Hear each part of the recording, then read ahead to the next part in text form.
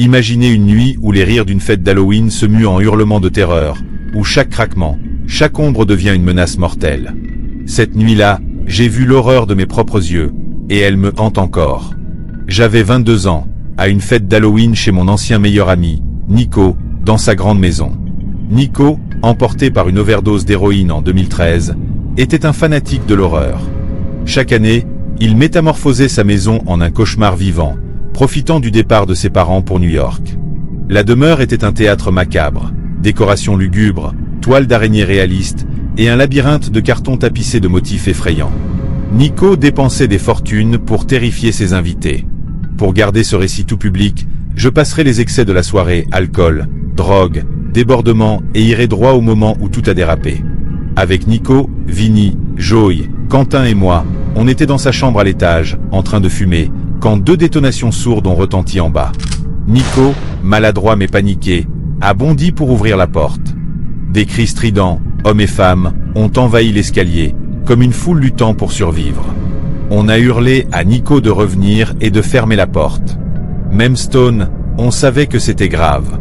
Nico est rentré en trombe, verrouillant la porte en silence. Son visage était celui d'un homme face à la mort. « Cachez-vous » a-t-il murmuré, la voix brisée. Sans un mot, on a obéi. Nico et Joey se sont glissés dans l'armoire, Quentin et moi sous le lit, Vinny dans un coffre. En bas, la musique s'est tue, remplacée par un homme hurlant de se taire. Une fille a crié de terreur, puis une détonation. Silence. L'homme a repris ses cris, mais ses paroles étaient inaudibles, étouffées par notre peur. Des bottes lourdes ont gravi l'escalier, s'arrêtant devant la porte.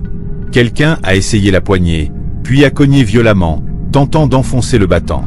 Après plusieurs coups, des tirs ont pulvérisé la serrure. La porte s'est ouverte dans un grincement.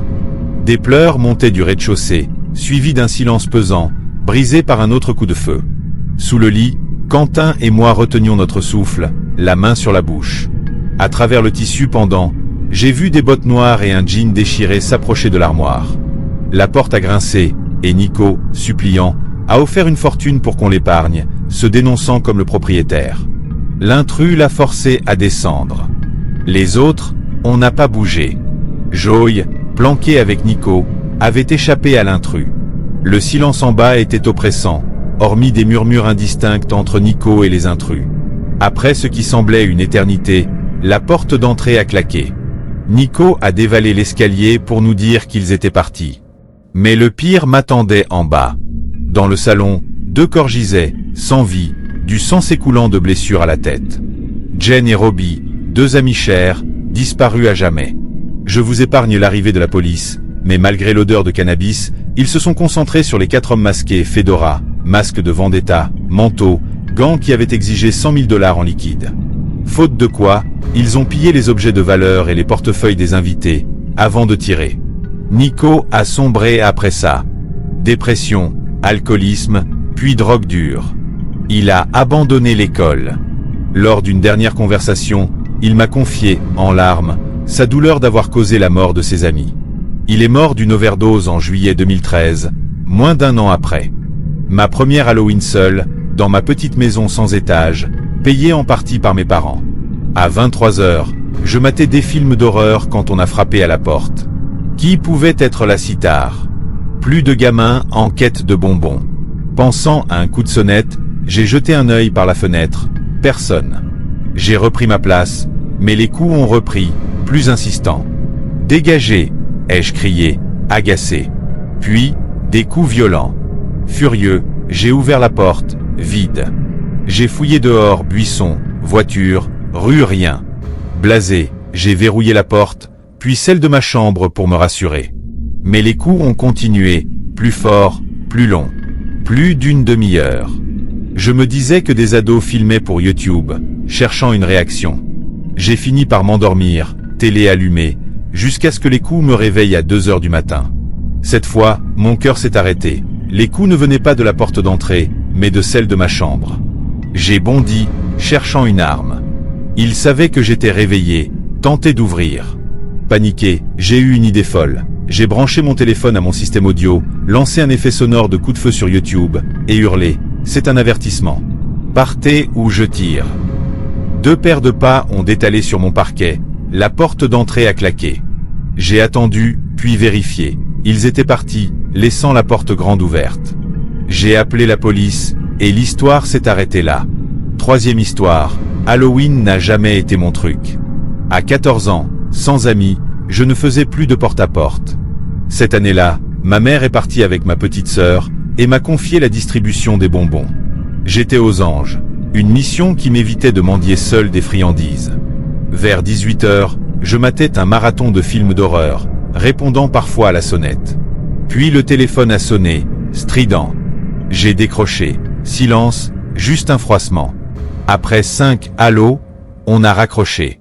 Un prank d'Halloween, j'ai ignoré. Mais ça a recommencé. Même numéro inconnu, juste une respiration faible. « Steve, c'est toi ?» ai-je lancé. Raccrochage. J'étais mal à l'aise. Plus tard, alors que la sonnette se faisait rare, le téléphone a ressonné. Toujours ce souffle, puis une voix grave, forcée. « Je viens te voir ce soir. » J'ai raccroché, furieux, jurant de ne plus répondre. Une demi-heure après, l'électricité a sauté. L'obscurité totale. Des coups violents à la porte m'ont fait hurler. Puis, un éclat de rire familier. J'ai ouvert, c'était Steve. Furieux, je l'ai poussé. « C'était toi au téléphone. » Il a ri, disant n'avoir fait que respirer, pas parler. Mon sang s'est glacé. On a vérifié le boîtier électrique, fil coupé. On a sprinté à l'intérieur, j'ai appelé ma mère, qui a prévenu la police. La ligne a été tracée jusqu'à une cabine près d'un bar. Était-ce une blague qui a mal tourné, ou pire? Je n'ai jamais voulu le savoir. 4e histoire, à 12 ans, j'adorais Halloween avec mes amis. Cette année-là, en faisant du porte-à-porte, un homme masqué, immobile, tenant une lanterne, nous a fixés. Il a pivoté pour nous suivre du regard. Glacé mais entouré, on a continué. Il réapparaissait sans cesse, nous suivant de loin. On marchait lentement, pourtant il nous talonnait. À une maison, après un moment sans le voir, on a pris nos bonbons. En se retournant, il était là, au milieu de la rue, nous attendant. On a tambouriné à la porte, paniqué, alertant les propriétaires. L'homme a continué son chemin, disparaissant. Plus tard, un ami de la famille nous a dit avoir vu un type masqué attirer des enfants derrière un arbre, reculant seulement quand menacé d'appeler la police. À 11 ans, avec mon ami Kazay, on faisait du porte-à-porte. En traversant un pont étroit au-dessus d'une rivière, une Jeep noire a bloqué le passage. On a fait demi-tour, pressé, suivant les règles de prudence. Les vitres ont baissé, un homme à la voix rauque nous a appelés, demandant des directions. « Désolé !» ai-je crié, filant. La Jeep a fait demi-tour, mais un SUV a surgi, freinant devant nous. Un vieil homme à l'arrière, voix éraillée, nous a proposé des bonbons gratuits si on montait. La Jeep nous suivait. À un moment, elle nous a dépassés, s'est arrêtée, et 2 hommes en sont sortis, se jetant sur nous. On a lâché nos sacs et couru chez moi, visible au loin. On a sonné frénétiquement. Les hommes, essoufflés, ont rebroussé chemin en nous voyant. Ma mère a ouvert, on a hurlé, pointant la Jeep qui s'éloignait. Elle nous a enfermés et a appelé la police. Un véhicule banalisé a surveillé la maison 3 heures. Plus tard, des gyrophares ont illuminé la rue. La police avait arrêté la Jeep, un SUV, et 3 hommes menottés, les Crips qui nous avaient traqués. Kazay et moi, à la porte, leur avons fait un doigt d'honneur avant que ma mère nous ramène à l'intérieur. La pire nuit est devenue la meilleure. 6e histoire. Cet Halloween, j'ai emmené ma fille de 7 ans, Jamie, faire du porte-à-porte. Rentré, on a dîné, regardé la télé, puis je l'ai couchée. Épuisé, je me suis endormi tôt. Jamie est revenue, disant qu'il y avait quelqu'un dans son placard. Je l'ai rassurée, lui disant qu'elle était en sécurité. Elle est repartie à contre-cœur. 5 minutes plus tard, elle était de retour, affirmant avoir entendu des bruits et des objets tomber. Mon cœur a tressailli, mais je l'ai accompagnée, allumant la lumière. Y a quelqu'un ? Ai-je plaisanté. Un bruit sourd a retenti du placard. J'ai crié à Jamie de courir chez les voisins et d'appeler la police. J'ai ouvert la porte. Randy, le fils des voisins, était assis sur la boîte de Lego de Jamie. Furieux, je l'ai attrapé par le col et traîné chez ses parents, où Jamie sonnait. J'ai tout expliqué, menaçant sans porter plainte. À l'intérieur, Randy a avoué avoir profité de notre absence pour se faufiler par une fenêtre avec son ami Daryl, resté chez nous. J'ai couru, trouvé Daryl avec les sous-vêtements de Jamie en main. Hors de moi, je l'ai plaqué au sol, frappé, puis laissé partir, par égard pour son père, Mark. Mais j'ai promis des représailles s'ils approchaient Jamie. Le lendemain, j'ai découvert un trou percé dans la porte du placard. Il l'espionnait. Je regrette parfois de ne pas avoir appelé la police. Jamie, 13 ans maintenant, va bien, et Randy est parti à l'université.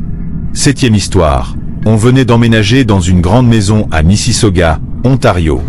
C'était Halloween, et avec mes parents, mes 4 sœurs et mon frère, on déballait nos affaires. À 23h30, épuisé, je suis allé me coucher après des corvées interminables. J'ai entendu des pas dans le couloir à l'étage. Pensant à un ciblin, j'ai vérifié, personne. J'ai couru au sous-sol, où tous travaillaient, et ils ont nié être montés. Troublé, j'ai haussé les épaules, me convainquant que c'était mon imagination. Mon lit était gelé, j'ai enfilé un pull. À minuit 30, des coups survenaient de la chambre de mes parents. Pensant à un frère ou une sœur, j'ai vérifié, rien. Les coups se sont tus en approchant, puis ont repris. Terrifié, je n'arrivais plus à dormir. Ma porte a grincé, s'ouvrant lentement. Des pas légers se sont approchés. J'ai cru à une sœur, mais en me tournant, une silhouette de 2 mètres se dressait près de mon lit. J'ai étouffé un cri, paralysé. « Bouh !» a-t-elle dit. J'ai hurlé, me couvrant les yeux. Mes parents ont allumé, rien. J'ai tout raconté, les coups, la silhouette. Ils ont nié avoir entendu quoi que ce soit, me regardant comme si j'étais fou. Mais je sais ce que j'ai vu. Cette nuit me hante encore. 8e histoire. À 20 ans, Halloween rimait avec maison hantée. Cette année-là, on a visité Scarews, descente au sous-sol, une attraction unique, ouverte 4 ans dans notre ville, et c'était sa dernière. Un labyrinthe sans guide, où il fallait trouver une clé au sous-sol pour sortir.